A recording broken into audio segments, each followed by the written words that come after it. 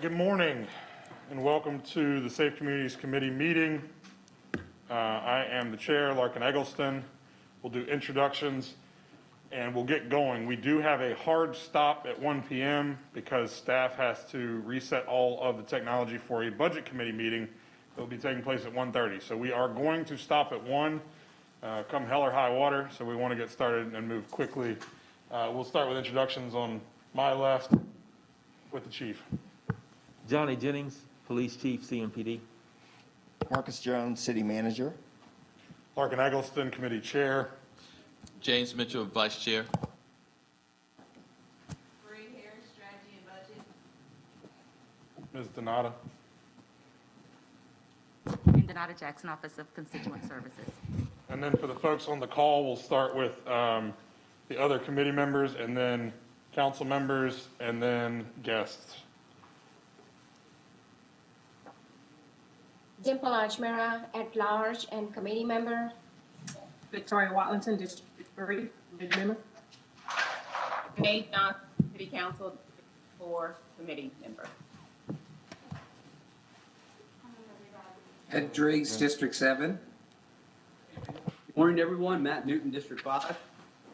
Malcolm Graham, District 2.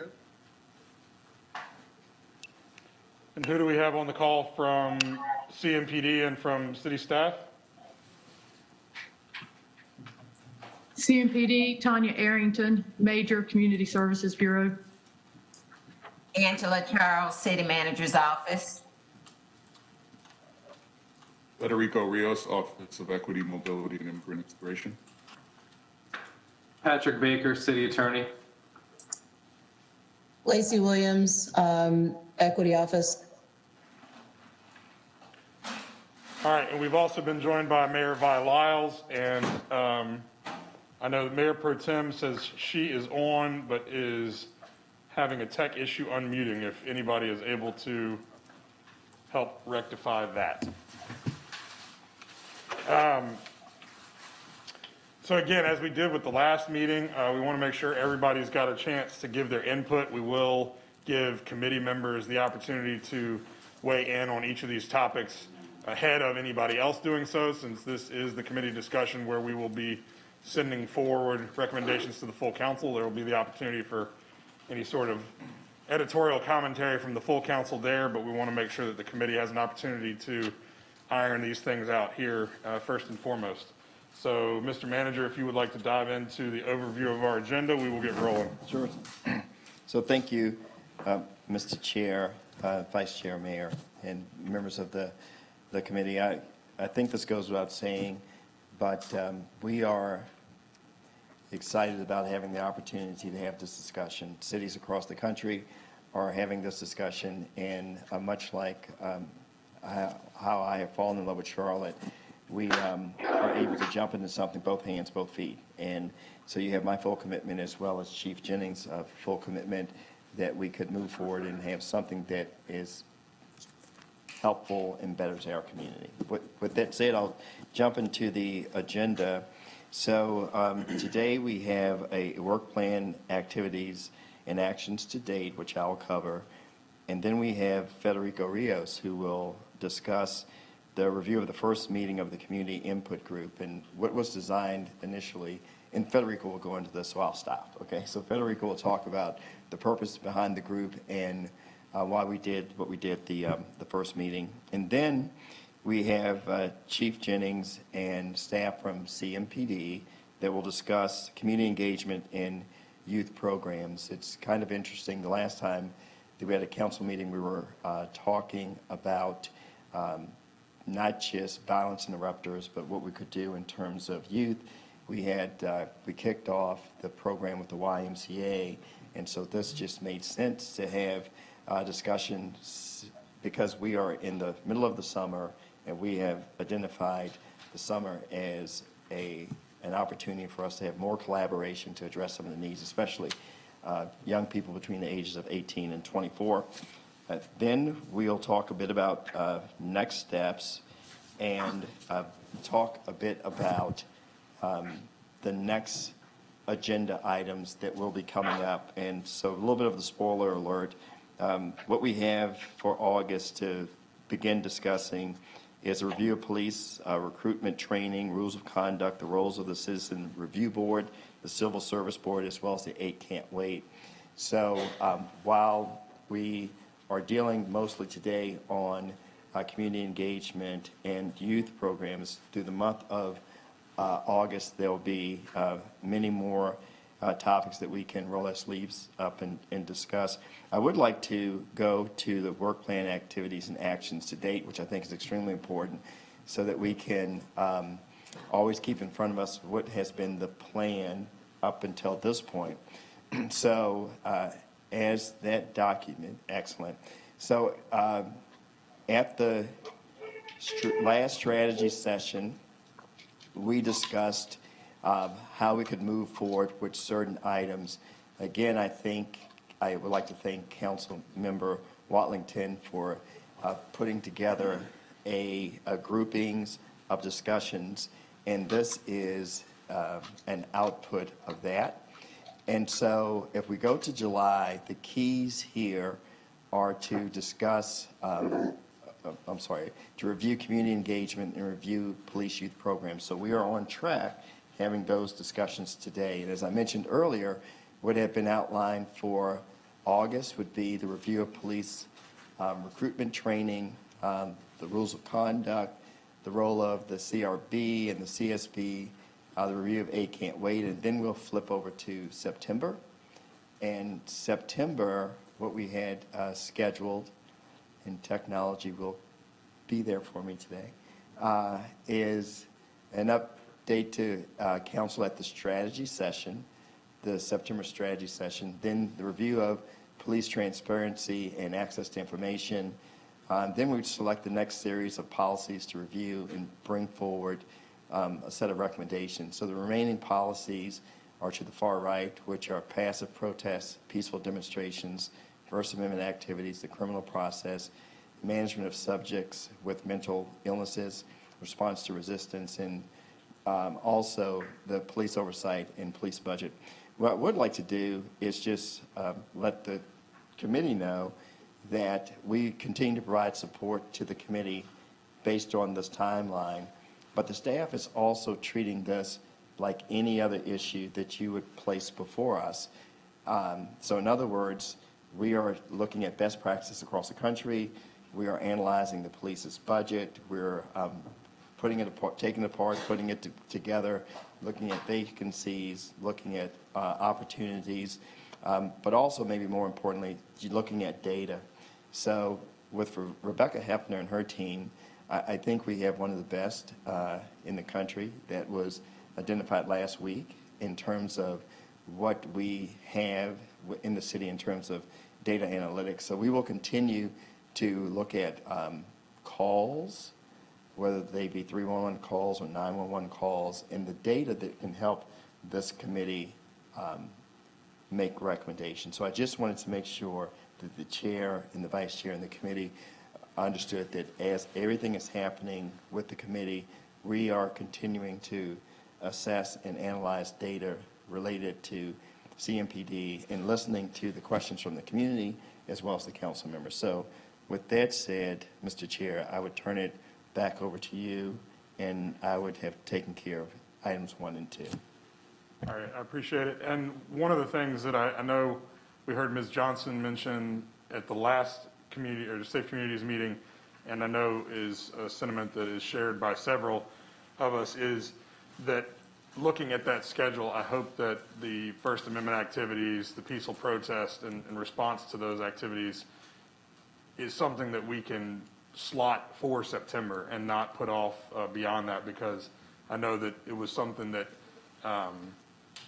that Ms. Johnson had reiterated 2 weeks ago. She did not want to be the last thing we got to, that we needed to move that up sooner if possible. And so I think if, I hope that you will agree that that's doable in that September time slot.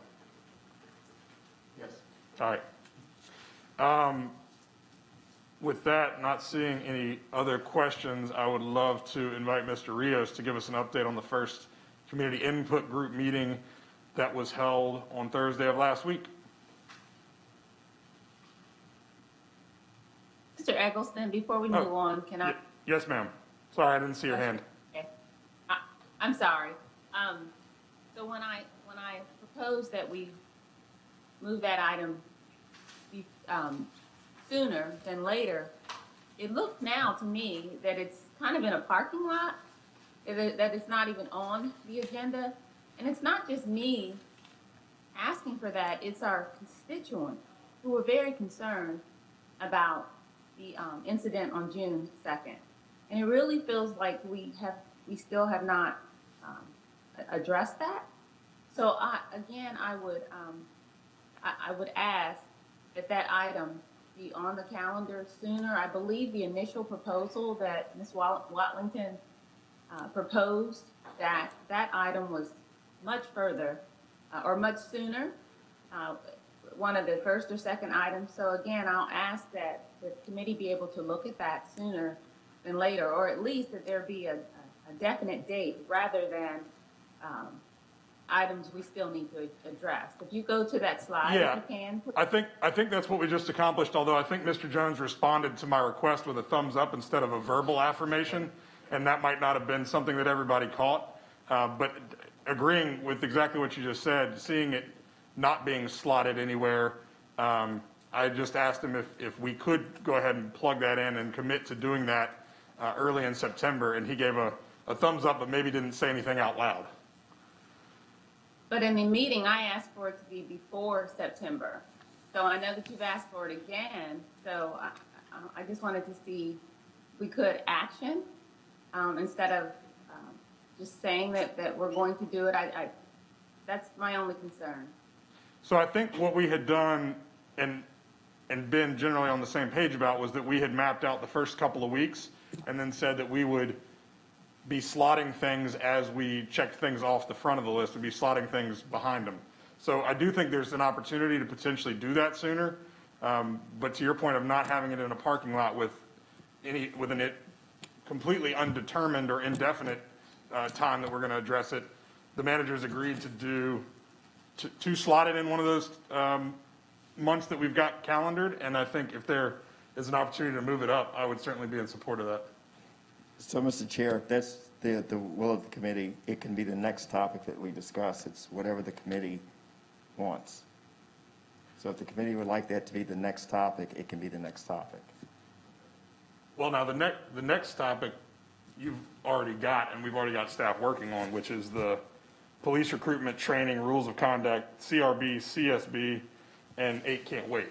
So staff's already working on that. So I'll push back on that, but if we want to slot it behind that, I'm certainly comfortable with it. I don't want staff to have started down one path and ask them to change course midstream. So would that be okay with you, Ms. Johnson, and other committee members, since we've got staff already working on what the next set of topics is going to be, which you'll find at the bottom of your agenda for today?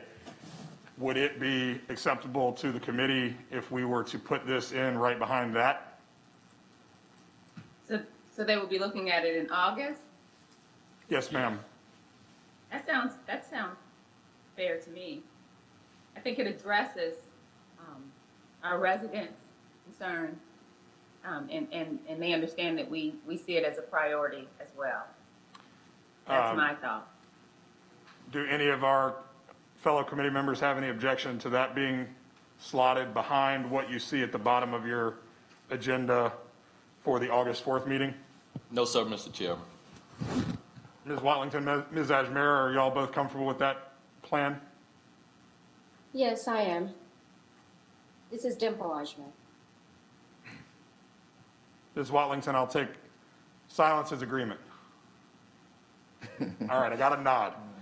All right, wonderful. Mr. Rios, bring us up to speed on the community input group's first gathering last week, please. Yes, sir, Mr. Chair. Thank you again to yourself, the Vice Chair, and the other committee members for the opportunity to present on our meeting this past Thursday. I'll start by sharing that we did run into technical difficulties at the commencement of our meeting, and that pushed us back approximately 30 minutes in start time. There was some difficulty in presenting the information in a in the time that we had initially set. In spite of that, and in spite of what proved to be difficult circumstances, technologically, we were able to get some really fruitful discussion. I will share that moving forward, we have worked out our next platform and are very confident that we will not run into those technical issues again. So if it's okay with you, Mr. Chair, what I'll do is I'll just summarize the meeting notes, and these are being made available to council if you do not, members of the committee and members of council if you were to desire these notes. So I'll just summarize the process that we undertook during this initial meeting. So at first we discussed our priorities, and it came up initially in our meeting to talk about how we would share out information. Agreement was had by the group around group norms, which again I can specify quickly. We agreed not to speak over one another. Each attendee was given a minute to share their opinion. There is a refrain from name calling or bashing another person's opinion. We ask that everyone be present with an open mind and allow other individuals to speak their thoughts as well. There's an expectation that everyone will act in a civilized manner, and that was discussed at length around what that would look like, and that dialogue would always be two-sided, completely honest and sincere. The charge of the group, which got a lot of discussion, was had from a previous Safe Communities Committee meeting, and so we put it before the group. The charge is that this group will provide perspective on various aspects of policing and how law enforcement interacts with the community. They will also provide reactions and feedback to potential policy changes, programs, budgets, practices, and plans. I was joined in the co-facilitation of the overarching group with Tanya Jameson. I was also accompanied by Lacey Williams and Cherry Grant, who served as staff resources for the breakout sessions that were conducted at the end that you'll hear a piece of in a moment. Tanya walked us through what the priorities around youth programs, and we spent time specifically on youth programs for two reasons. One, we were limited in time. We wanted to really spend some time setting, felt that was absolutely necessary. And so we spent that time really getting into group norms, ensuring that everyone was on stable footing moving forward and agreeing to the way in which this group would proceed. And so we did not have a ton of time to go over all the community programs. You'll hear in a minute from Chief Jennings that there's over 60 programmings that deal with the entirety of what CMPD offers to the community. And so we really in on programs, recognizing that there was some deep interest there. And so we asked, what should the city's priorities be around youth programs? The 6 priorities that were listed or that came out of the group were to prevent criminal activity, a focus on youth mentoring, employment, jobs, and life skills training, creating trust between police and youth, youth engagement and respect to leadership development and involvement in program development. So youth as being the experts in what best would serve them. Also supporting young people who've been justice involved or who are at most risk, and that is from a data perspective. So we had Captain Jackson, Lieutenant LeBron Evans, and Sergeant Richard Nelson do a presentation in relation to the youth programs, and they gave a general overview, and we were a bit time constrained, but we had a number of questions that arose out of that, and I'll just focus in on some of the key points. There was a desire to learn about the possibility of expansion, and you'll hear this again in the summary later on, a desire to know where the young people that are being served are coming from. We did hear that a good deal of the participants in the program come through referrals, specifically through institutional entities like churches and schools. And there was a desire to know what marketing techniques were being used to bring in other young people beyond those institutional entities. We also found the conversations did not need, again, a statement that was made that conversations needed to find a way to not be just pro-police, but really looking at where the community is, and even if that's in a negative place. There was a statement around the need for a greater level of social work to be factored in initiatives that we work through, including case management. So this idea of providing case management oversight to the programming that's already had. Another statement that was made was around money coming in to CMPD for these initiatives to be shared with community organizations or to be given to community organizations, given their work in the community and their ability to execute on some of what CMPD has done. There was a desire to start at group homes, a desire to, the group home piece really speaks to this broader narrative around targeting specific communities, those most in need. Across the board, what we often heard was a need for evidence-based programming, the use of programs that have proven successful around the country. And I would share that not just evidence-based, but evidence-informed programming. As we broke into groups, that piece came up pretty significantly in group one. In group two, we heard specifically mentioned that at the July 13th City Council business meeting, the mayor had emphasized the Betty's Ford area. And so thinking through this whole initiative by looking at specific areas which I know the focus of violence and corruption work. So we heard that come up from community members. Again, we wanted to focus on what programs work. How do we engage graduates of the programs to serve as mentors for the young people that follow them in the program? There was a desire to know more on success rate as published. We were looking at a 10% success rate, which there was a desire to see that increase, and again, better data collection for those initiatives. It was mentioned that the product that was presented came from CMPD, and so there was a need to go beyond just what's being shared out and looking at all of the programming from a holistic approach. There was also a desire to set a longer-term vision or goals for these programs. And again, that speaks to a desire for better centralized data collection around these initiatives and how they are measured. There was also a desire, this came up a number of times in multiple groups, to really focus on conflict avoidance and intervention.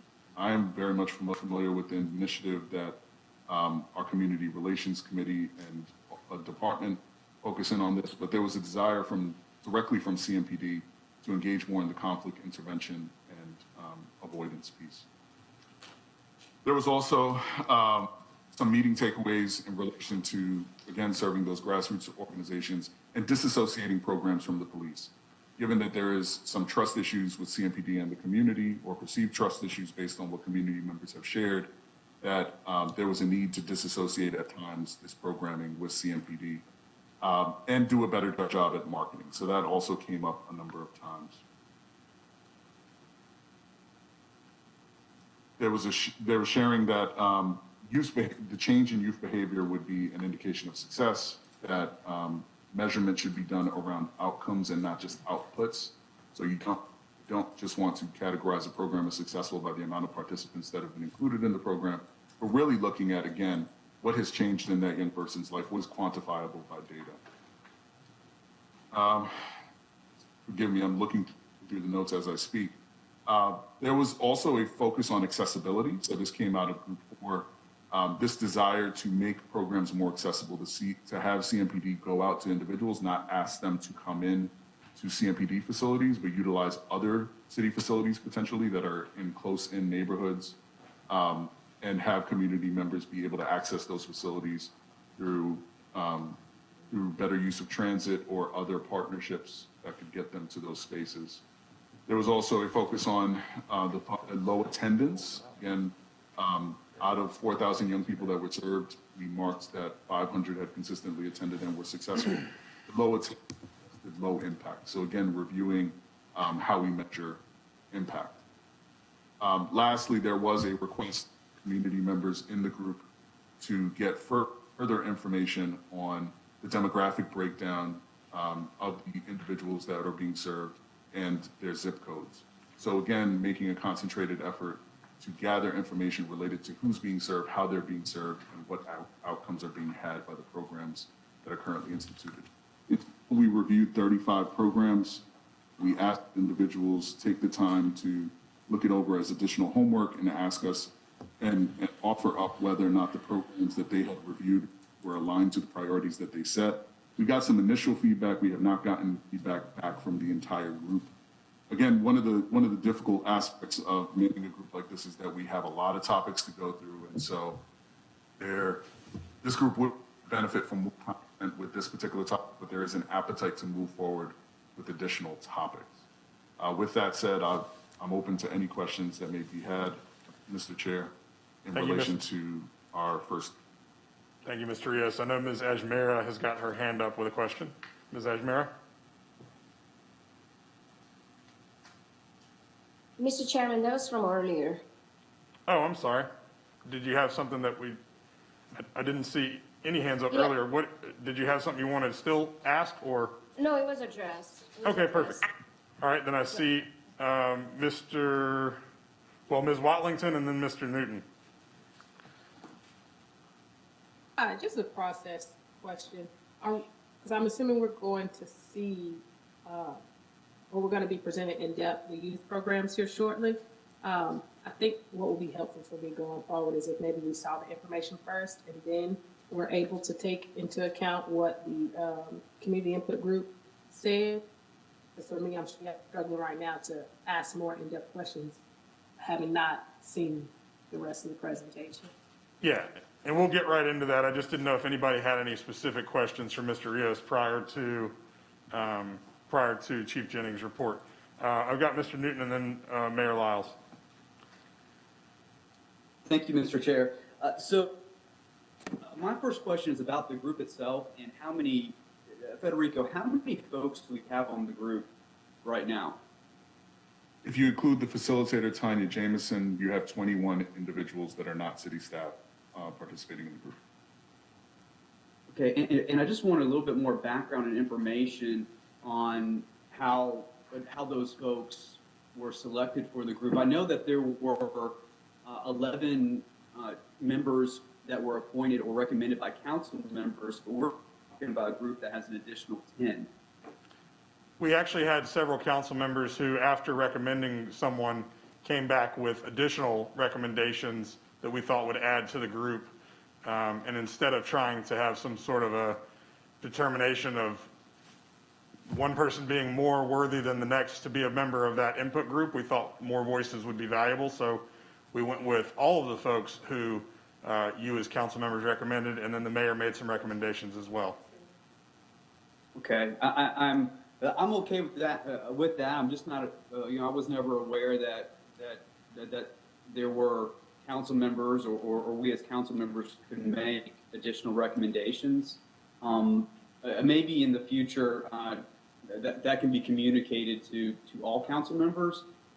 So I wanted to ask do we have somebody from the input group, and I think you do a fantastic job, Federico, and I think you're really amazing as a facilitator, and I think a lot of the information, a lot of the direction you're giving the group is very valuable and important, but I'm wondering, do we have somebody from the group to speak, or somebody to speak on behalf of, an actual committee or group community-oriented member that can speak on behalf of the group? Someone that would say not necessarily be the facilitator so much as a spokesperson for the group.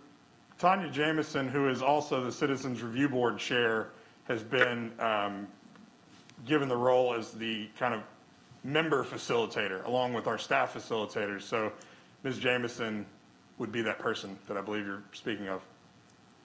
Yeah. I guess what I'm saying is someone that could be present during one of our committee meetings, someone who's someone who's a community member, kind of disassociated from the city. I can, I guess you could make the case, she's already a chair of a city committee, but someone disassociated. So we as a council aren't operating through an intermediary to the community. Does that make sense? Where we're actually, and I think kind of building that one-on-one interaction, even if it is through one person who's serving as a spokesperson. The reason why I say that is because I feel like oftentimes we get a very rosy picture of a situation, and we don't actually hear kind of the nitty-gritty of what might be happening, particularly from folks that might be dissatisfied with the way a process is operating. We did receive an email, and I think council members know what I'm talking about, from an individual who did express some dissatisfaction from the standpoint of there being a lack of, well, I guess the committee's charge or the group's charge and its exclusivity from allowing outside new, maybe novel even ideas to be considered. And just thought, if we have this level of separation, an intermediary interacting with the community on our behalf rather than a community member actually being able to communicate that to us personally, I think it really sets the stage for further dissatisfaction or discontentment within the community and its interactions with us as a council. I think that the input group will hopefully, and if they don't, we can make adjustments as we go. I think we'll hopefully feel like there is more freedom to bring those ideas to the table as we get into the policy discussions. I think as we're talking about the community programs, that might not have been as good of an opportunity for them to have maybe the conversations they're looking for, because I think the meat of what most of the community and most of the council has expressed they want to work on is in the coming weeks. So admittedly, this was a little bit lighter lift for the first one, but we felt like it was an opportunity to get the group off to the right start without having to tackle something controversial in the week where they're all getting to know each other for the first time. But I do think that Ms. Jamison does represent someone from the community that is detached from the city. She is, again, the chair of one of our citizen advisory boards, so she is a citizen who does not work for the city and is not paid by the city. So also, I think the fact that these are folks that we have put forward onto this group, we certainly have the lines of communication as individual council members with the individual input group members to gather those concerns, feedback, positive or otherwise, that they might have as these meetings go along. So I hope that as they're able to tackle the meatier subjects starting next week, that they'll feel more that they are working towards the purpose that they accepted the role in that input group to work on. Mayor Lyles? Well, it's my hope, and so just to follow up on that, it is my hope that we have a direct line of communication with the input group who is representative, of the community as a whole, because I wouldn't want there to be a perception that we're kind of falling back in line with what would be considered the Charlotte way, where we have a process that has a predetermined outcome. And I know that's not what we want and what we're doing, but I feel like the more that we can open up any channels, particularly from the standpoint of public perception, I think we need to do that. And that's why, as much as I love Federico, and Tanya is wonderful too, by the way. So, I mean, even her maybe being that person, I think I would agree with you on that, Mr. Chair. I think it is important that we have somebody who serves as a spokesperson for the group rather than, a city facilitator. I think we're in agreement on that. Okay, Madam thank Mayor? you. I wanted to respond. I, too, got a copy along with all of the council members, and I called Robert Dawkins, and I've also spoken with the chair. But I want everyone to remember that when the council decided that the Safe Communities Committee would do this, we were looking at it as police reform, police being reimagined, and that there are no limits to the discussion. Perhaps the topic and the first day may have been a difficult time with 21 people getting to know each other better. As they say in facilitation, you have to have the ability to get to know each other. But I want to just really restate that the council in its referral to this committee said that we wanted to look at ways that we would have equity in our relationships with the community around these issues. So reimagining and reform programs should certainly be stated clearly in that committee and debated. I think it's always tough to start off, but no matter what we say, our values in this discussion are around having the public discussion group, the community discussion group, give us feedback, and this committee has been committed to that. And so when I think about these programs, the list of the items here, when you look at the report that was given, all the way from case management and social work to the demographics of participants. There's a list of about, I think, 12 ideas that came out of this.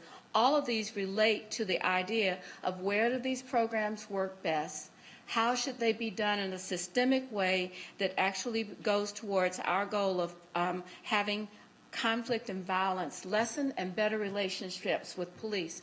So while we can do structure and process any way you want, our commitment to that group has to be open discussion, and it has to be a commitment that I think we've all made to say that the reason that we're doing this is to hear from the community in any shape and form, and that discussion has to come back and be discussed by this committee. So I would hope that each of us responded equally to that email to say, yes, we are about talking about how our community works with our police, and we are looking at change that's necessary for us to have a safe community. Before we get to Mr. Jennings' presentation, Ms. Watlington, I'm unsure whether your hand is still up from earlier or if you had something else you wanted to add.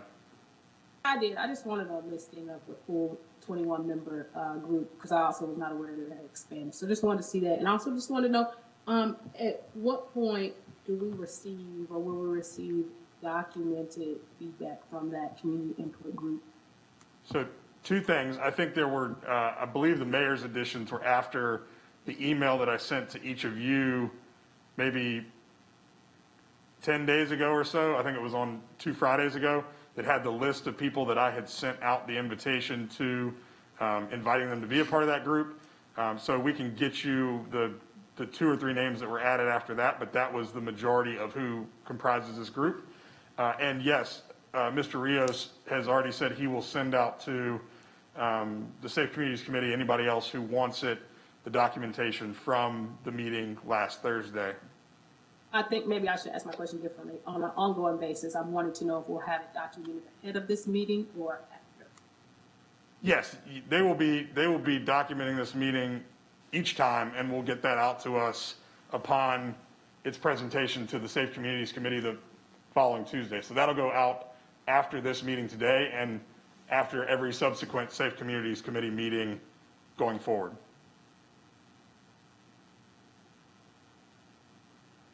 Mr. Chairman, Yes, ma'am.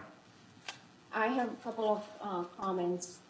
So yes, I also would like to see the list of 21 members and how many members were appointed by mayor and how many members were appointed by council. If we can get that breakdown. I can address the mayoral appointments. I appointed 2 people to the group. So could you get us the entire list, Mr. Chairman? Yes, and I'm being told that it's on the Safe Communities page of the city website as well, if you would like to pull that up. Okay, second question I have, or second comment. Can we let the community input group decide on who would be their spokesperson rather than council deciding? It's similar to what local boards and commissions we have. Usually the members decide who would be the chair or the vice chair, so we are not micromanaging the group. Well, on some of our boards and commissions, it's actually appointed by the mayor, the chair is. The ones that I served on, that's the case. So in this case, I think we felt like Ms. Jamison had the skill set. She's got the knowledge base from her being chair of the Citizens Review Board. And so that is actually in line with what we do with a lot of our boards and commissions. Well, I served on the Housing Authority Board, and I remember the members deciding who would be the chair and the vice chair. But ultimately, the spokesperson who will be presenting their discussion, can that spokesperson be decided by the community input rather than us deciding who that person would be? It could be the current chair, but I would say let the 21 members decide, and that's why we put that group in that place. So I would like that group to decide who would be the spokesperson rather than us deciding. Well, anyone can be a spokesperson. We don't have a gag order on the other members, so they're free to, as they have done, as Mr. Dawkins did to many of us, express their concerns. But again, in this case, as is the case with several of our boards and commissions, That decision was made at the mayoral level, and it's one that I'm comfortable with as the chair of the committee, and our intent will be to move forward that way. No, I'm talking about the spokesperson who reports to the safety committee. Yes, and she will join, she's actually going to be joining us, as you'll see on the agenda for today at our next meeting. She's on the road traveling today, so she's unable to join us, but she will be joining us for subsequent meetings. Got it, but what I'm saying is that spokesperson was decided by council, and that should not be the case. What I'm saying, that spokesperson can be decided by the community input committee itself. And I appreciate your perspective on that, but again, with the consultation of the mayor as the chair, this is the direction we decided to go, and it's in line with processes we have for other boards and commissions.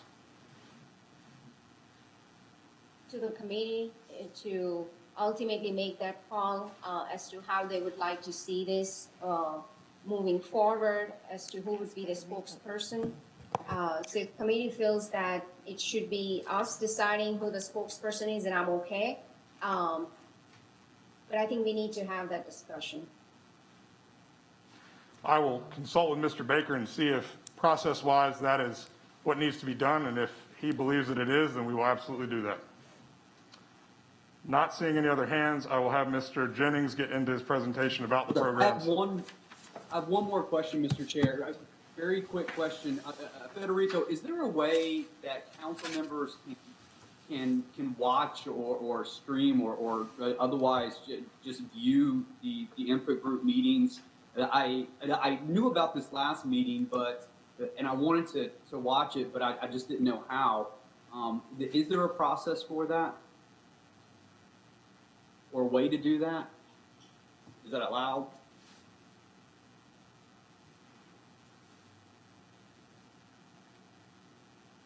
Can you hear me?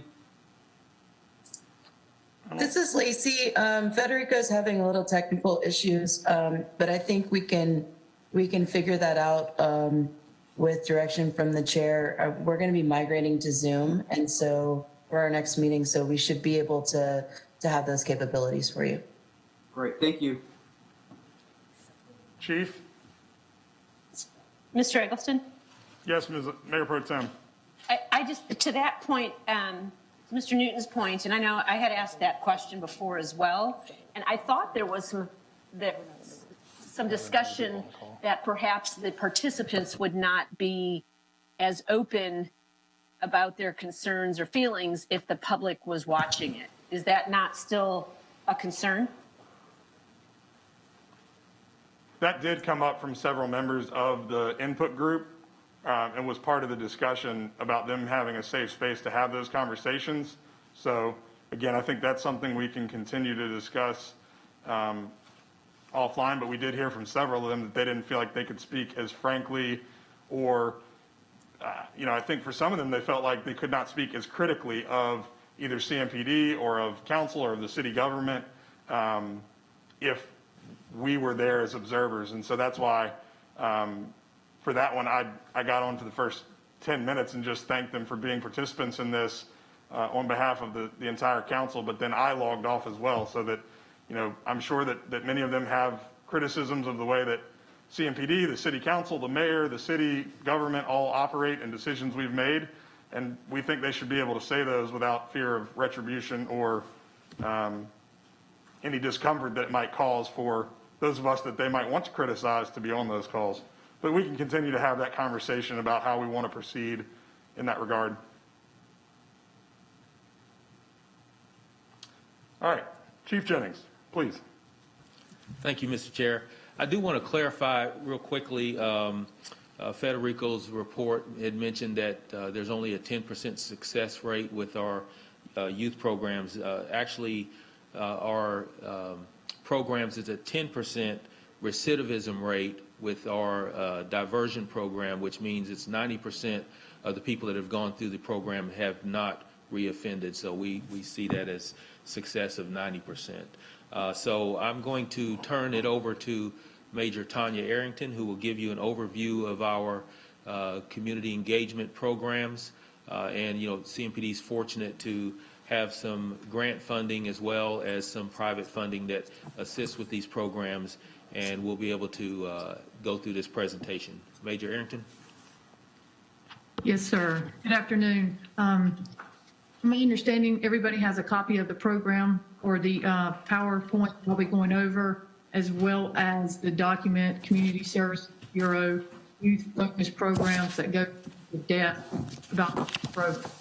This will be a quick overview. I'll go through it quickly so we can make sure we have time for questions and answers. We'll cover Community Services Bureau, adult and youth programs, gap and needs that have been identified, and then we'll go on to questions and answers.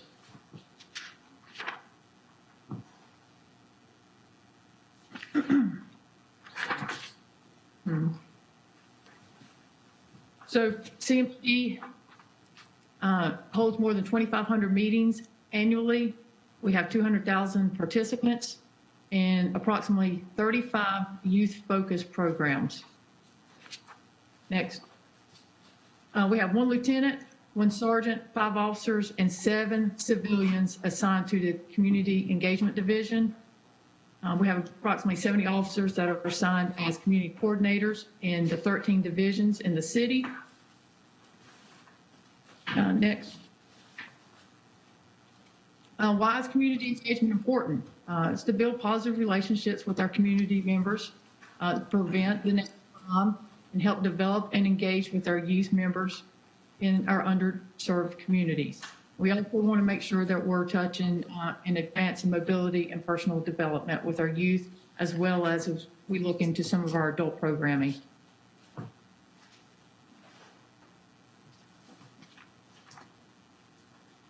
How does CMPD engage the community? We have walking beats, we have officers on bike patrols, we have meetings, we have next door, community roll calls, we have school resource officers in our schools, we have adult programming and youth programs.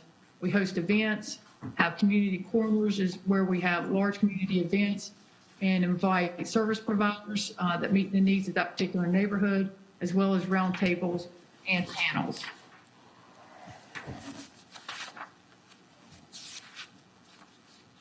When we talk about programming,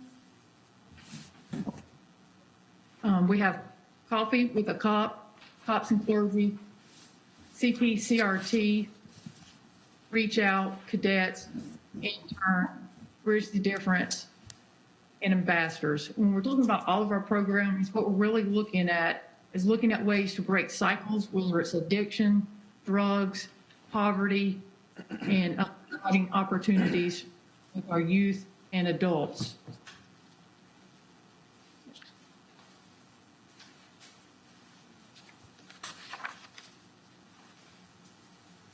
Reach Out, develop life skills, decision-making, resume writing, interview skills, and to those who have a first-time felony conviction.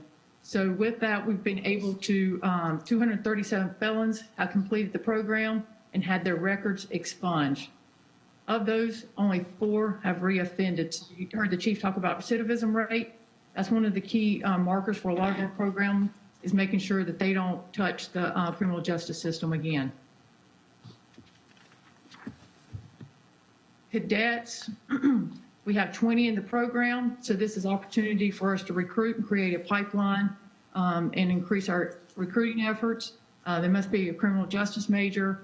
They have an opportunity to work, or they're required to work 28 hours per week. And it introduces them to a lot of the opportunities we have within the police department.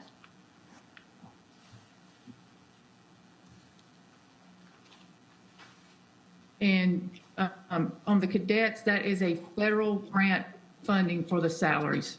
So I just wanted to touch on that. Our adult programs, Bridge the Difference, community events. Of course, a lot of our events and community meetings have been impacted by COVID, but last year we had 30 events. Our ambassadors program, we have approximately 600 ambassadors. It was originally designed for RNC, but long-term, these are opportunities to get people involved in the needs of the community that we identify.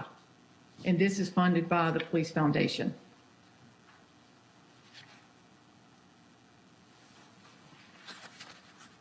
CMPD programs. We have 16 citywide programs and 19 division-specific programs. So when we're talking about division-level programs, that gives the captains of that particular division the autonomy to work with the needs of that particular area. So Hidden Valley may have a program that would not work well in universities, so they can, develop programs and community engagement efforts that fit the needs that they identified. 6 school-based programs, and you can go through there and read those. Next.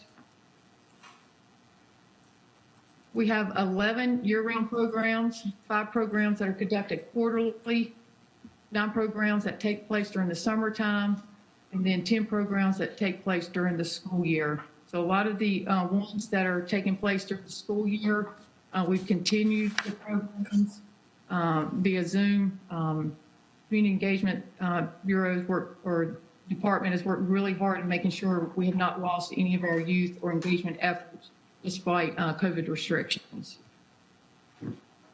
Since 2013, for diversion, we have diverted 5,000 cases. It means there's 5,000 people that did not touch the criminal justice system. And then what the chief was talking about was the 10% recidivism rate. That means 90% of those that went through this program have not reoffended.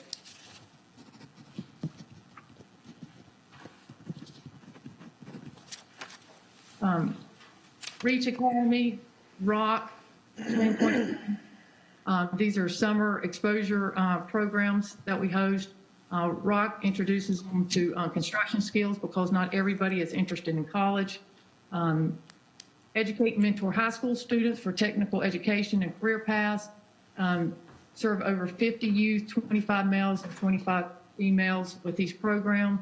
And then Turning Points is a summer program that serves 20 males. Youth and Vision Academy, I know most of you are familiar with this. This is one of the chief's visions. Right now, we have 60 youth, 50 scholars, and 10 ambassadors. And it's an eight-week program with quarterly follow-up meetings to make sure that we stay in touch with these scholars and ambassadors throughout the school year. We have the Police Athletic League, where we are involved with 500 youth in various sports. So, if we can keep them busy doing something constructive, they're not out there doing something destructive. Explorers, we have high school students, and then we have the High School Academy. Both of these introduce students to police work and career opportunities. And then we also have the Latino High School Academy, which is an opportunity for us to reach our Latino community. We have various mentor programs with the various schools listed below, where we're able to reach out and touch and impact 125 students. So just a quick example, the chart that you're seeing. So if a kid is charged with a misdemeanor crime, we refer them to our diversion program. With that, they're taught life skills, and then the officer can refer them to, for example, a REACH program. Their goal would be for this kid to enter our Envision program and then on into our Mayor's Youth and Employment internship, and CMPD also offers internships as well.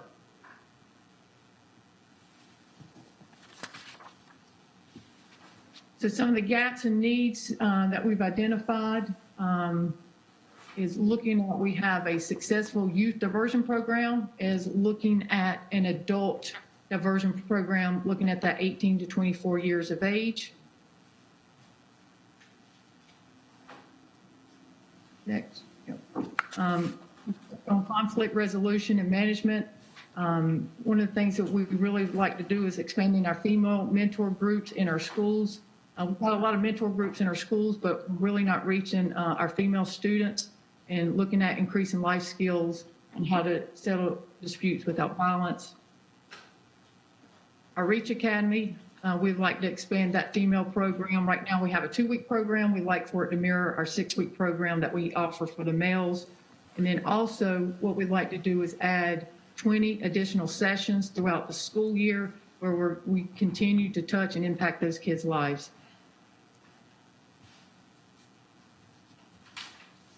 Youth and Vision Academy, we'd like to increase the participation to 70. Right now, like I said, we're at 60 with 10 ambassadors and 2 interns and 58 scholars. That would be an additional funding of about $17,400. And then also exploring the possibility of a junior explorers program where we're actually touching middle schoolers, making sure that they're staying in school, providing, positive experiences and life skill lessons for them at an earlier age so they can stay on track, stay in school, and continue through hopefully some of our other programs as they get a little bit older.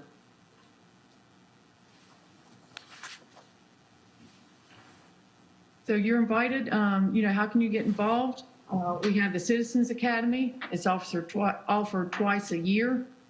We have Reach graduation coming up, and we also have the Envision graduation coming up. 2 of our really successful programs that we're proud of.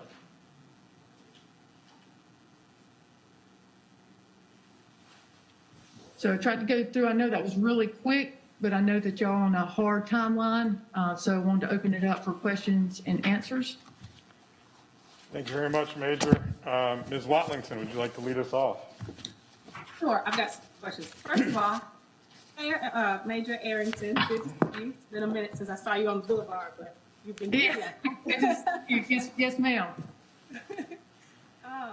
So a couple questions. I just want to make sure I understand some of the metrics. Ms. Watlington, if you could speak a little closer to your mic for us. Can you hear me now? Yes, ma'am. Okay. I wanted to understand, and these are specific questions about some of the programs. There, if the answers aren't available today, we can jot them down, and I'd like to see them. For the cadets, how many of the cadets out of the program are hired full time? I think I saw that there was a very high graduation rate. Were they automatically hired, or? About 50%. About 50%. Okay, and do we understand what might lead the numbers to 50% versus 100 or closer to 100? That's Lieutenant Evans. Sometimes we have cadets that actually choose to work in other departments or that might choose to go back home. So if they're a Johnson C. Smith student, they go through our program, then they graduate, they might return back to their original city. So just no way to, it's just their personal preference. Gotcha. And not do it as a contract thing because it's a federal grant. So we can't say that if you're a cadet with us for 3 years, 4 years, that you have to work for CMPD because it's a federal grant. But they go and join other law enforcement agencies, just not here? Yeah, most do. And actually several might decide that this is not the job for me. And so that's really our point. We would rather them to learn that they don't want to be a police officer while they're a cadet, rather than going through training, which costs about $50,000, and then decide 2 weeks into it, this is not for me. Right, absolutely. The next question I had was for the programs for those who had been convicted of felonies. And I don't know if you've got the slide available to pull it back up, but I just want to understand how many, or what is the piece of the pie overall for folks who have committed felonies? What's out there in terms of reaching additional folks? Is there an opportunity to expand that program? And if so, what are their So actually it's not a conviction, that's a typo. It's a felony arrest. Okay. So what we're trying to do is keep them from having that first felony conviction. So we're only able to work with low-level nonviolent felonies. So that would be a kid who takes $100 out of the register at Target. And so if they receive that felony conviction, you can't get an apartment, you can't get another job. It's just, there's so many barriers to them. And until we can ban the box, that's going to exist. So we actually review every arrest every day.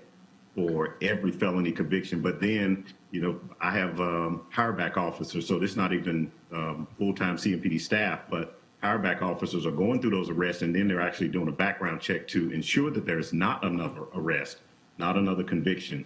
And so if this is just a first-time mistake, we're taking every one of those kids, and then we send that list over to the DA's office and get their approval that they will accept it. So what we're trying to do in expanding that is the adult diversion program. So if we can get them before they're arrested, then we don't have to go through the expungement process, which costs about $1,500. So it's our expansion effort, not having you have that arrest at all. I think Chief Jennings wanted to add something on this topic as well, real quick. No, thank you, Mr. Chair. That's exactly what I was going to refer to as the adult diversion program that we're looking to expand on. LeBron answered that well. Thank you. My next question, I'm trying to power through, Ms. My next question is, as we think about our violent crime hotspots or areas of opportunity, do we have a way to compare where our youth live or where they are versus these areas of opportunity when it comes to violent crime? I'm just trying to get a gauge of how do we know where to expand the programs? I think it's kind of twofold. So in each of those areas, you do have community coordinators and community engagement efforts that are specific for that particular area, as well as the larger citywide programs that I kind of touched on that we host that kind of come from all over. So I guess a lot of our referrals come from the school system. So whatever school system they're in, we'll kind of be able to get a decent geographic area of where they're coming from and which corridor they're related to. So that would just be one follow-up. I just would like to see, particularly for the hotspots in District 3, what the engagement level is for those schools. As a follow-up to the diversion program, just wanted to know if we knew offhand how many of all the offenders don't qualify based on the policy. Like the qualifying crimes or? So I think if I'm understanding it correctly from the policy here, that some folks who have been arrested for a felony don't qualify for diversion programs because they've committed previous crimes. Right. So the diversion program is actually misdemeanor. Youth diversion is a misdemeanor program. So that is for first-time arrest. Now, you know, there are instances where, you know, a kid maybe has gotten into a fight before and then they're, say, charged with having marijuana. We still might take those, but it is listed as a first-time arrest. Okay. And do we know how many are I don't want to say turned away, but are disqualified because it's not the first time arrest? I'm just trying to get a sense of what happens to the kids that have committed a crime before. How many are we losing out of that net because they're repeated? Yeah, and see, we really can't track how many because you would only be referred if it's your first time arrest. Okay. Are we able to tell how many crimes are committed by repeat offenders versus first-time offenders? Like if we were to Pareto out crime in our city, can we see these crimes or this percentage of the crime has been committed by repeat offenders versus first-time offenders? I think a lot of the stats say 20% of the people are committing 80% of the crime. So, you know, if you're able to focus in and hold on that 20% and try to either change them, get them before they touch the criminal justice system, or get them in a reach out program, that's our goal, is to break that cycle of, you know, criminal activity. But for the people that are already repeat offenders, is there a program that addresses those folks? Because to your point, if we're seeing that people, for whatever reasons, are committing a disproportionate amount of the crime and they're repeat offenders, so they don't qualify for some of these other programs, do we have anything that reaches out to folks who may already be in the system? No, we specifically don't. Okay. And then my last question, I'll just stop here. Was there anything, and this is for Federico and Lacey, was there anything that the CIG said specifically about these programs that they did not belong in CMPD? Or was that these programs? I would say, based on the notes, I don't recall there being a particular piece that they said should not be with CMPD. There was an overarching commentary around not all programs should be housed under CMPD because of the perception of a lack of trust in the community. So the revisiting of which programs should be aligned where, but there was no specifics on a particular program not being housed there. Okay, thank you. I'm finished. Welcome. Thank you, Ms. Watlington. Mayor Pro Tem Heisel? Thank you, Mr. Chair. Lieutenant and Major, thank you for the overview of those programs. It's I've been able to participate in a few of those. My favorite is Kids and Cops Speak Spanish, and it really shows how important it is for children to get to know officers just in everyday settings and humbly learn how to speak Spanish and have the kids teach them that. So when I think about all of the programs that you mentioned and that I've seen, I've often in the past, before we've had this whole defunding conversation that's lit up the country, I've often thought about what you guys would say are areas that you would love to participate in because those relationships, everyday relationships, are so important. But I think about programs like Cops and Barbers that is run by another organization, an independent organization. And so I think it's a valid conversation that maybe you'd even want to have to say, hey, we would love for the community to take over these things in terms of organizing, fundraising, you know, going and buying the snacks and all those things that are really time and financially intense, but, you know, have value to them. So can you speak to that at all, to some of the things that you actually would like to get off of your budget and have the community step up and run, and then you guys participate in? I don't know that I have any specific one that we have on the books right now, but I think anytime that somebody can create a platform where we can come and serve and connect with the community, engage with the community, build that trust and transparency, it helps us. It's like you said, like, you know, we partner with a lot of churches. Like during COVID, we partnered with Pastor Gripper and our cadets came and they didn't have any volunteers. And so we fed thousands of people. Yeah. She created that platform and we were able to come there and serve. We didn't have to find the food, the boxes, the location, and everything. We're able to come there for an hour every Wednesday, you know, since this crisis hit, and still go out and serve and impact the community. LeBron, I don't know. And I think one of the slides addressed this, that we're working with 2 to 3 groups every day. My staff actually hadn't had a Saturday off in about 3 years, and they're not happy with me about that, but Yeah. we will meet anyone where they are. And so my 7 folks, we just divide it up and we go to every event that anyone invites us to. We have not turned down an event. And if we can connect the community officers with those events, we do every chance to get. So I always have someone there, and then we bring in the actual patrol division as well. So we're already meeting people that have existing programs. Just an example, tomorrow night we will be at Level Up with the YMCA, and the only cost to the city is we bought wood. We're going to build planter boxes to put in those communities, and so we'll do that with the Level Up kids tomorrow night. So that's their program. It really doesn't cost CMPD anything. We just show up and connect with those kids. And at every Wednesday and Thursday this month.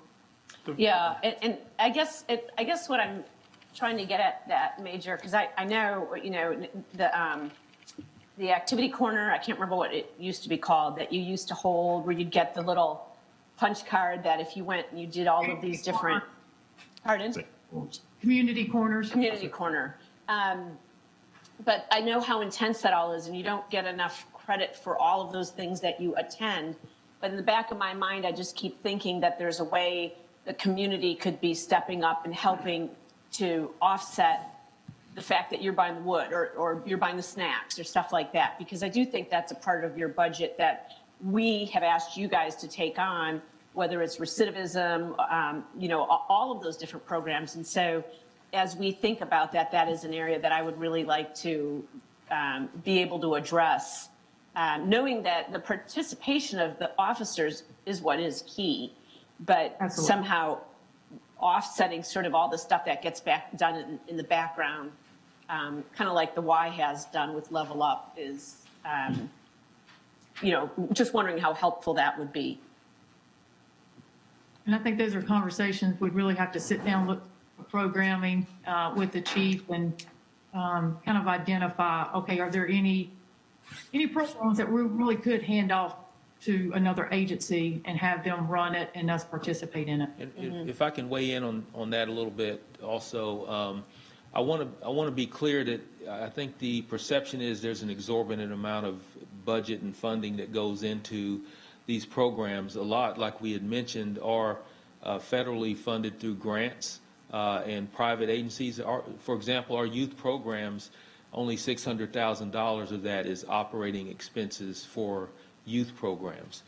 So when we start looking at, what can we take away, you also have to look at where does that money come from, and who's going to be responsible for it from that point. That's a great point. Thank you. Thanks, Chief. And Mr. Manager, you want to add something before Mayor Lyles? If that's fine. So Mayor Pro Tem, I would say you nailed it. If we go back and think about this, we've thought about evidence-based programs and evidence-informed programs, but also, let's go back to the Jumpstart grants where we started off with $100,000 and we said, you really don't have to have it all together. If you're doing something in the community, we would like to be a partner with you. So it was an unorthodox way of doing things. People didn't think about local government partnering with somebody who doesn't really have a 501c3 or have everything together. So to your point, I believe that the Jumpstart grant is one of those great pilot programs that has grown into something a whole lot bigger that can help complement so that it's not just CMPD, but it's CMPD in partnership with the community. Madam Mayor? So I want to take a couple of minutes and the citizens group that are watching us, clergy, churches, whomever's watching us on Facebook and live streaming. When we had the community discussion group, they had a number of things that they talked about, and I want to make some connections here. One of the very first things was social work and case management.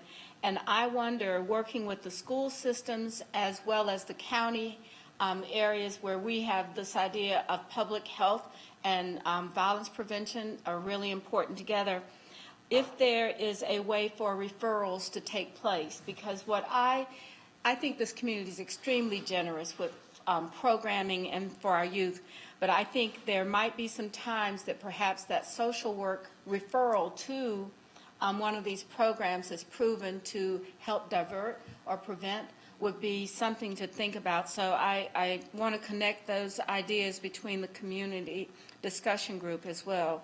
The other question that I had is that we have implemented or will be implementing Cure Violence.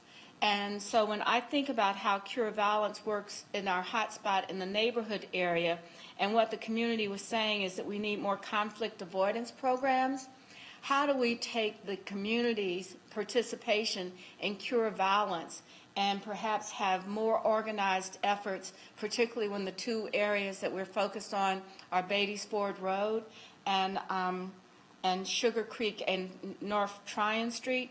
I wonder if there's some information from the community discussion group about how we could have neighborhood support the Cure Violence and help inform what we're doing there. And then I wanted to say the other thing that I think, I want to say thanks to the department, because what you've done is you've said if there is an arrest, we're going to try to change the trajectory. I think one of the questions that we're trying to do with the community is identify prior to arrest, how can we have an impact on that child's life.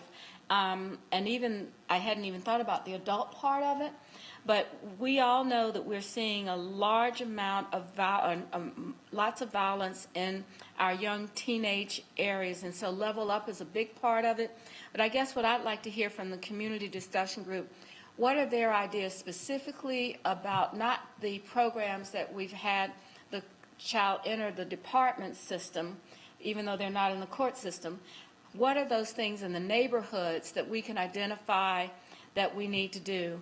And I would like to ask I know that you guys have the best job in the department besides being chief. I think it'd be better to work in the youth programs.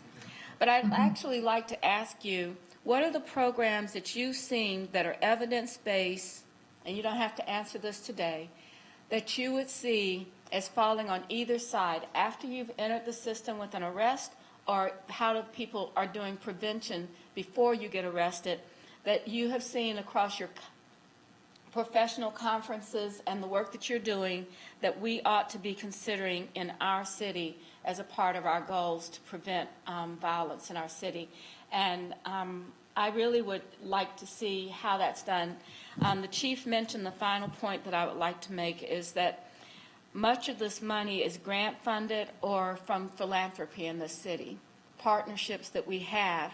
And I want to make sure that we're all on solid ground and understanding that is something that we're going to have to do more of and determine perhaps there's a guiding principle that if a neighborhood can do this amount of resources, that we will match that amount, whether it's a jump start or whatever. But I think there has to be some connection with neighborhood input and participation to the ability for us to help resource that, for us to be successful if we're going to look at prevention, which is before the system of arrest. So I know that's a lot, but in summary, it's case management, connection of violence prevention and conflict avoidance, the idea of referrals from all sources, and maintaining what I would call evidence programming across the board, community as well as within the department. Thank you, Madam Mayor. Did the Major want to respond to that or get back to us later with your thoughts on that? They just decided not to worry about that. Okay, I'll take that as a later. Councilwoman Ajmera. Thank you, Mr. Chairman. A couple of comments to piggyback on Mayor Pro Tem's point around some of these programs. And I know some of this funding comes from the federal or the partnerships. Have we looked at our community relations department and see how some of these programs can be part of our community relations department, where we are really focusing on the prevention, to Mayor's point, and working with neighborhoods and housing and neighborhood development, where some of these programs can be implemented early on before someone is already in the system. Mr. Manager, would you like to field that? Yes, so Councilmember Ajmera, I agree with you. That's part of the assessment that we're doing, as I mentioned earlier, because you are correct. There are many programs in those three departments that you just identified, including some partnerships between those departments, both Willie's shop and Chief Jennings' shop, as well as the Chief's shop and Pam's shop. But that is what I believe will be one of the outcomes of this discussion. Is there some better alignment as we start to think about these programs? Yes. Follow up on that, Mr. Chairman. I'm not sure what impact would it have on participation if the program was initiated by Housing and Neighborhood Development or a Community Relations Department versus CMPD. I'd be interested in sort of gaining input from our community group to see, would we have better participation, or would we be able to get some of the folks that may not participate otherwise? And I can speak a little bit pre-COVID. I know that we were doing with Willie's group some conflict resolution where we would be able to identify individuals who might be in early stages of things that could lead to a violent act or something, even something at that point. But what we were trying to do is identify those and let community relations go out and work with those individuals if it best possible means that they could, and avoid any type of violent interaction with them. So. Thank you, Chief. All right, I have. If I can add in, we are still doing that with community relations. We do have 2 non-sworn staff members in community engagement that go out with community relations personnel to try to intervene pre anything happening. And then just a couple of other things that I'm sorry, I was taking notes when you asked the question, but as far as evidence-based programs, we actually have contracted vendors that come in and teach at all of our programs, and they must have an evidence-based curriculum before we will select them. So there's a selection process each April, and that is one of the criteria, is having an evidence-based program. I think my question, Lieutenant, is having more of them. What would you like to see more of that is evidence-based? I would actually like to increase the number of kids that we can serve. So that's just not possible with 7 staff. We don't turn anyone away.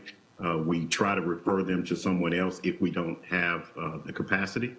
We will try to refer them to another organization, or just take them in if we go over 2 or 3 kids. You know, it happens all the time. So really it's just capacity, it's number of personnel that we can do, because we know that our focus is crime fighting. And so that's why our numbers are low in community engagement.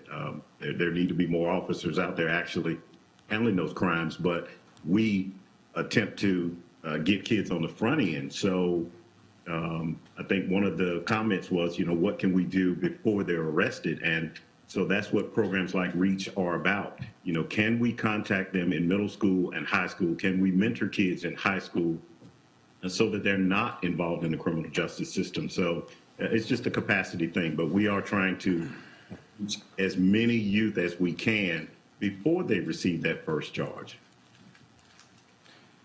I think there's a lot of agreement. There's disagreement on plenty of things, but I think that the community and the council and CMPD would all likely agree that we'd like to see more dollars deployed to proactive solutions instead of reactive solutions. Mr. Vice Chair? Thank you, Mr. Chairman. Lieutenant and Major, thank you for compiling this, because I did not know we had, I'm sorry, I did not know we had 60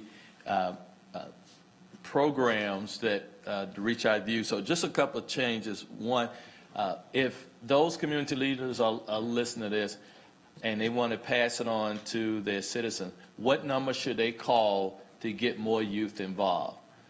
So if there's a number that we can share with us so we can get it out to our neighborhood leaders. On page 18, though, I would get in trouble if I did not bring this up for modification. It is Police Activity League, not Police Athletic League. Jeff Hood would really wring my neck if I did not address that, because they have kind of expanded their activities and their focus.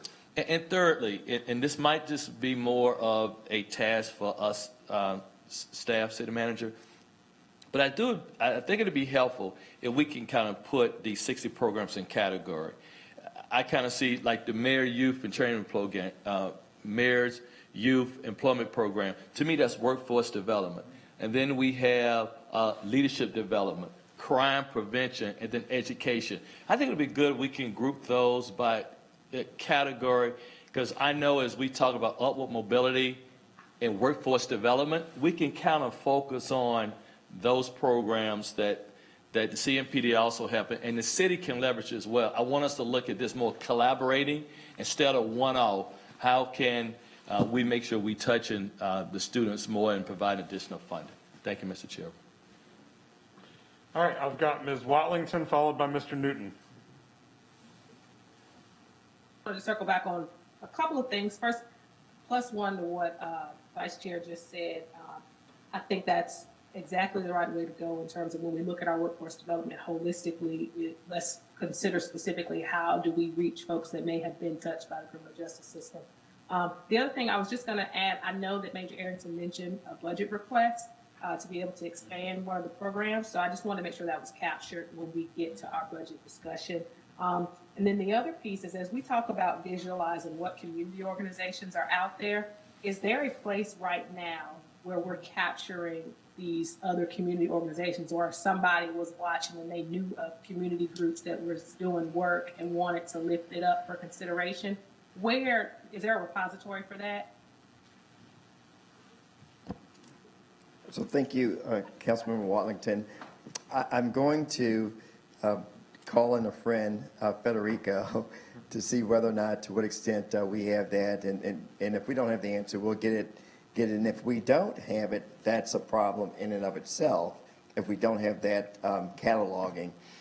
What I will say is the mayor mentioned Cure Violence and how we would have different individuals from the communities there. But I do want Federico just to touch on, I built your bridge, Federico, the fellows that he has out in the communities, because those fellows are going to do more than just a violence interruption model. It's connecting people to resources. So, Federico, I think we have 4 that are queued up. Can you talk a little bit about that? And Ms. Watlington, if we don't have the answer for you, we'll get it. And if we can't get it, we'll figure it out. Asset mapping is what we have to do. Thank you. Okay. Thank you for teeing it up. So we don't own a particular document that has all of the organizations, the nonprofit groups, the community groups, but we do have partnerships with several of them, one through the Jumpstart grant process, which Lacey Williams manages. She's on this call and can answer more related to that. We also have a strong relationship with Share Charlotte, which is a repository of all the nonprofit organizations in town. There are approximately 400 some odd service-based organizations, nonprofit organizations in the city of Charlotte. And so we do have that extensive list that we can pull from. In relation to the fellowship program, which is being launched in the fall, that is us. And again, this is Lacey Williams' baby. She's the expert and organizer extraordinaire. What we're really doing is building up the organizational capacity of individuals in our community to serve as organizers. We recognize that a lot of the challenges we have in communities is the disjointedness, the lack of connection, and we understand that organizers serve as that really profound point of connection with community members. They help rally around particular issues. And so this goes hand in hand with, I don't want it to be conflated, but it does go hand in hand with the violence interruption piece. It is us setting up, to use an analogy that Lacey often uses, it's us setting up the offensive and defensive line for success. You can't have your star quarterback and not have them protected. Having that organizer piece creates a 24/7 model.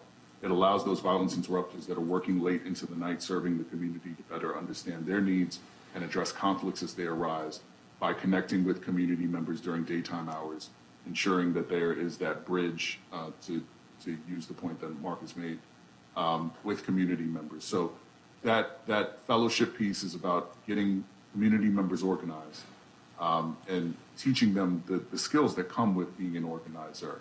Lacey, is there anything you would add to that that maybe I missed? That was a good sum up.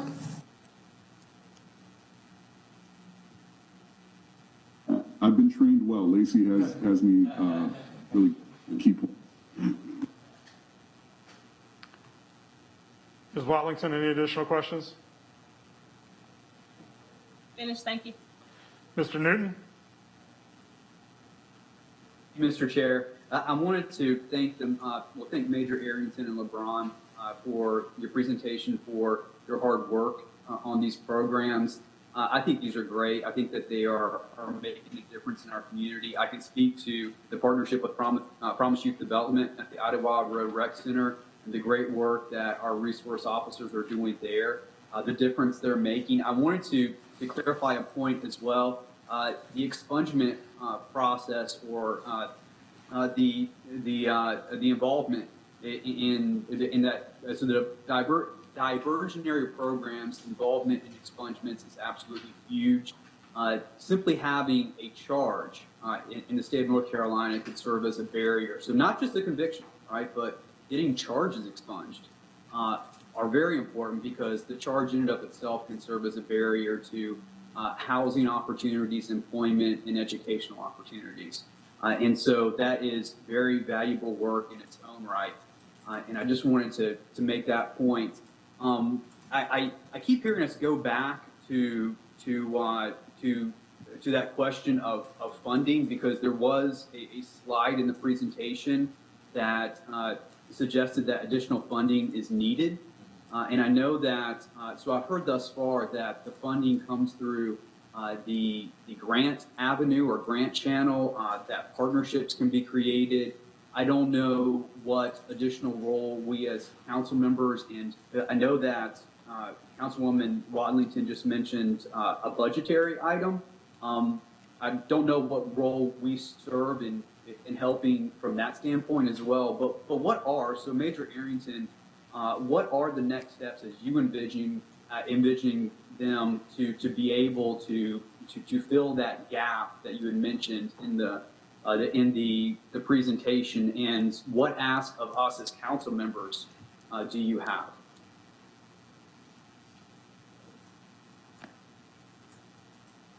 Chief, I don't know if you want to comment on the financial piece, but as far as like the programs, to LeBron's point, I think looking at the programs that are successful that we have and we've implemented those programs, and then how do we reach or maybe look at other programs where we're not meeting the needs of some of the ones that maybe do have an arrest and need opportunities, and those wraparound services that we have. How do we get them in touch with those services? I think there's a lot there, but for us, it's growing the programs that we already have, expanding them, and then maybe looking at, if Beatties Ford Road and I think she said Sugar Creek are the two primary focus areas, making sure that we're getting youth and adults involved from those areas in our programming, and or expanding a different type of program in that area, whether it comes from us, the city, the county, whoever wants to take on that lead role. Yeah, and I can weigh in a little bit more that I know we talk about grant funding, and it doesn't pay for all of it. Obviously, there are some expenses that we do have, but particularly I think you were referring to the Youth and Vision Academy, where we would like to expand on that and what the cost would be. It's pretty minimal, but there are some things that we look at, and I've been looking at the adult diversion program that we'd like to. That's going to come and going to cost money. Where does that come from? Is it a private? Do we go out and is it a private entity that's going to be able to supply that, or do we look internally? So we're still in the early stages of that, but when we look at what we could use funding-wise for other programs, that's what we're referring to. Keep us posted, because I think, once again, from the comments of my colleagues and the other council members, I don't want to speak on everyone's behalf, but I think that we're very supportive of the work that you're doing, and we understand the value of these programs and their impact in the community, the positive impact. So thank you. Thank you. Yeah, and one more thing, I'm sorry, because you had hit on it, the adult diversion program will be designed to keep people out of the system, just like the youth diversion. We have the reach out where they're in the system, and then we expunge the charge and all of that. But the adult diversion part that I'm looking at would be that they don't even reach it, no mug shots, no fingerprints, that we get them before they get processed. Councilwoman Johnson. Thank you, Chair. I'd also like to applaud CMPD for the programs that you all are doing. These sound like great programs. I didn't realize that you had all of these prevention programs either. So great job. I will say that some of the things that we're asking from CMPD are outside of their scope, and they've said that to us before. The charge is on us as city council and city staff to develop some of the programs that are needed, such as trauma-informed services, mental health, addiction services, expanding the PEACE program, because having a job after incarceration can reduce recidivism as well. So we applaud CMPD, but we also need to take a look at ourselves and other services where we might be able to provide those support and wraparound services, housing, affordable housing. So it's a systemic issue that we all have to work together, and don't want to put all of that pressure on CMPD. We have to set realistic goals for all of us. So thank you, Chief Jennings, and we look forward to working with you. Mr. Manager, if you would like to talk to us about our next steps. Okay, so thank you, Mr. Chair. I always want to leave a space on the agenda if there is something specific that the committee has that you would like for us to do more work on, bring back to you that's related to the topic today.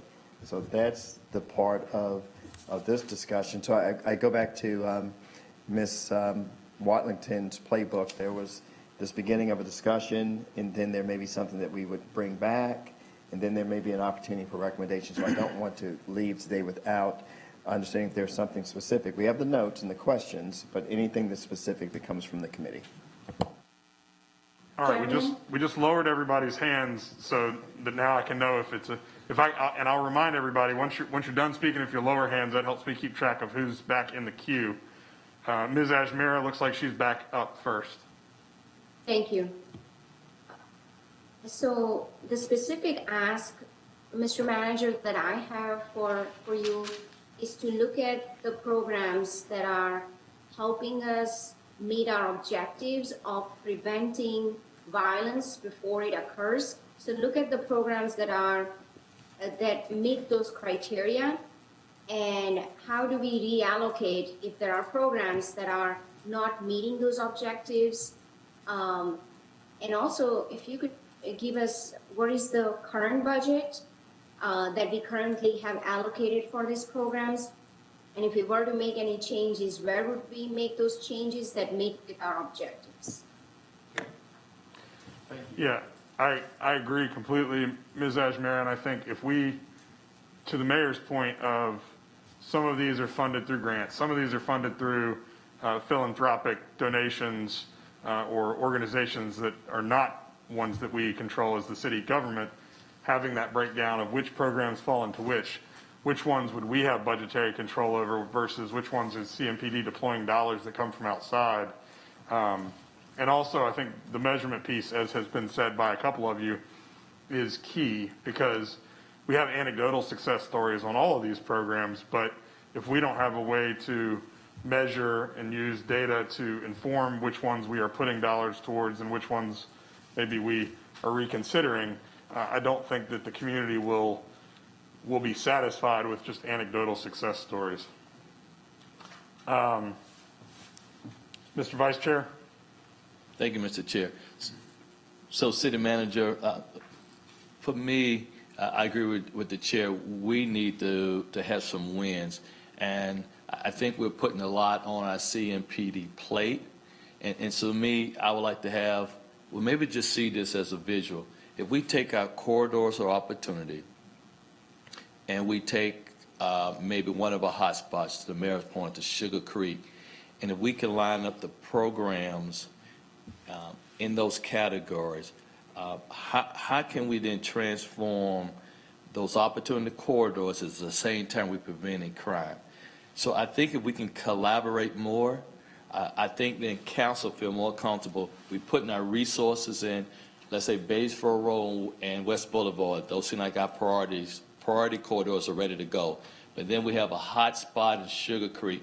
And so we can just focus on those two instead of spreading our CMPD, and be able to come back and say, you know, here's some wins. Here is a strategy to both safety communities working hand in hand with workforce and business development. I think if we can get more comprehensive, we all working together, it takes it away from us operating in silos.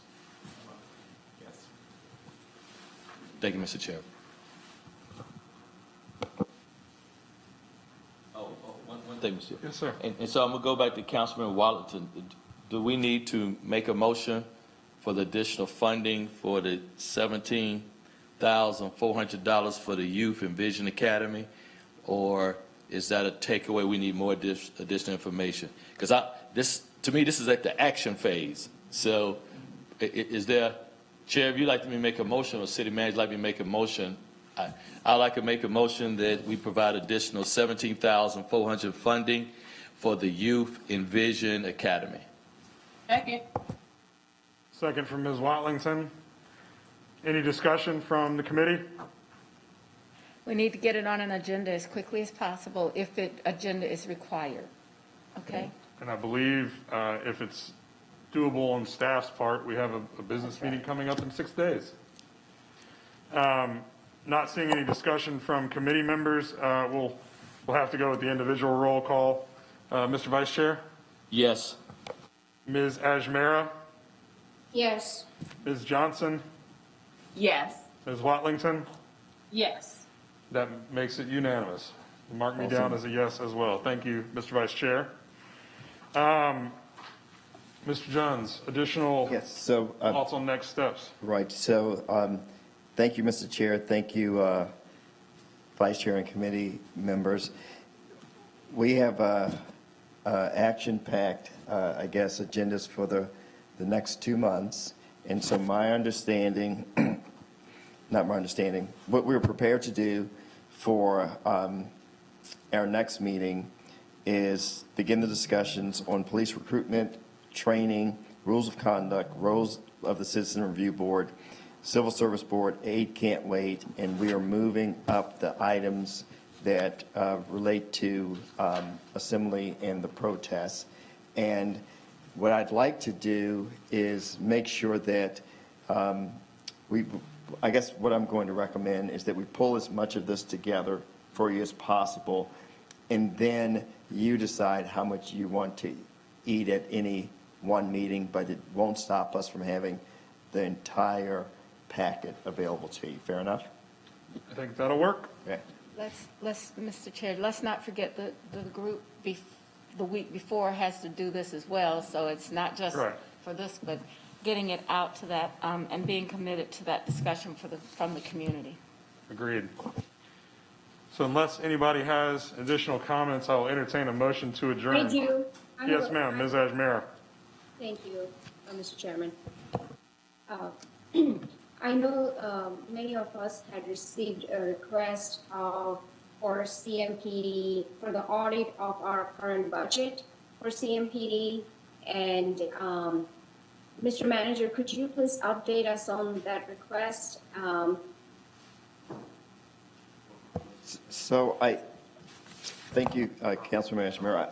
I think you're referring to what Robert Dawkins sent to, I guess, the committee and council members over the weekend? Yes. Correct. Okay, so again, the staff is willing to serve whatever purpose that this committee or the council is asking. So I would, I guess, turn it back over to the committee. What's the thoughts about the letter that you received? Yes, so I would like us to discuss that. I think we should look at the current CMPD's budget and how there might be opportunities for us to streamline our existing initiatives, or maybe even look at the program that we just approved. So if we can get this on the agenda for committee to discuss, that would be great. So Councilmember Ajmera, I'll pose this question to you, but also to any other committee members. I think that as we go through this process, like discussing the programs, like discussing the dollars that we're spending on training, each of the things that we're going to tackle piece by piece, I think it will illuminate opportunities where dollars could be better deployed. So would you envision us, and I ask this very genuinely, I don't know what the best way for us to do this is, would you envision us tackling these things piece by piece while there being someone outside of the committee doing a holistic audit, or do you think that we're better for the committee to do a deep dive into each piece along this timeline that we've set forward, or what do you think that the best way for us to go about that effectively is? Thank you, Mr. Chairman. I would like us to continue with the work that we are doing, but I would also like us to have an outside third party look at our existing budget and figure out where there might be opportunities for streamlining, and there might be opportunities for collaboration with other existing city departments. So I would like I would like us to proceed with the audit request so we can get the report and see if we need to consider something that we didn't consider as part of our regular committee discussion. Understood. I think, and then I'll go to Mr. Vice Chair. I think for someone outside of this committee looking at it, I think can be a helpful perspective. I also want us as a committee and ultimately the full council to have the benefit of all the information that we're going to get on each specific topic, because I think before we can make those budgetary determinations, it's important that we have the entirety of the information as it relates to each of those pieces of the budget, whether it's youth programs or diversion programs or anything else that we're going to discuss through the course of the committee work. Mr. Vice Chair. Mr. Chair, thank you. I think Ms. Ashman have a good point, but I kind of want us to stay focused on what's on our plate and kind of the framework. So, Mayor, would it be more appropriate if you can refer this to the Budget Committee? Ms. Ashman sits on the committee as well as Vice Chair, and let us kind of stay focused on some of the policies that we're kind of charged with. Well, my goal was to get if you remember during the council discussion at our strategy session, it was that this committee had a lot of focus on the violence portion, and that we would also engage other areas, like, for example, in the housing area, nuisance abatement, how do we deal with those motels and things like that. And we were also going to ask intergovernmental to look at some of the regulations. I think that this would be appropriate since internal audit already reports to the Budget Committee and Governance Committee, and they can make some decisions and come back and report to all of the council or this committee as needed. Y'all will be ready to discuss that at your budget meeting in 30 minutes, right? Ms. Ashmere, in 30 minutes, you all have a Budget Committee meeting. Thank you, Mayor. So, Ms. Ashmere, we will ask you to be the ambassador between this committee and the Budget Committee. Will do. And I know Councilmember Johnson, who also serves on the Budget Committee, and he's also a member of the Safety Committee. So we'll certainly provide an update. Sorry, Ms. Johnson, I just volunteered. Good. That way nothing will be lost in translation. Mayor Pro Tem. Looking forward to hearing from you guys. Mayor Pro Tem. Yes, I guess to that point, I had asked Mr. Dawkins to clarify that, because an audit really is just sort of verifying financial statements and verifying what's being represented. So, to get down to really what the question is, do you want the books, do you want CMPD to open their books and then be able to look at the line items and ask questions is really, to me, what the crux of it is. And I do think that that's probably better housed in the Budget Committee. Good. Well, then and Chairman, if I may respond to me, this question. So yes, we have a specific scope request, which is for the audit. So our external auditors' focus is mostly on the verification, sort of like integrity of the data and so on. But this will be more, the scope would be how do we streamline our existing budget, and whether there are any opportunities for us to either look at certain programs of expanding certain programs or maybe reducing. So it's just a different scope, but I'm good with having that discussion at the budget meeting. Wonderful. Well, I will entertain when we are right on time. So thank everybody for helping us keep that all moving and get it all done. We'll be happy to entertain a motion to adjourn. Mr. Chair, I'd like to make a motion we adjourn. All in Second. favor? Aye. Wonderful. Thank you very much. And some of y'all enjoy your Budget Committee meeting. Thanks.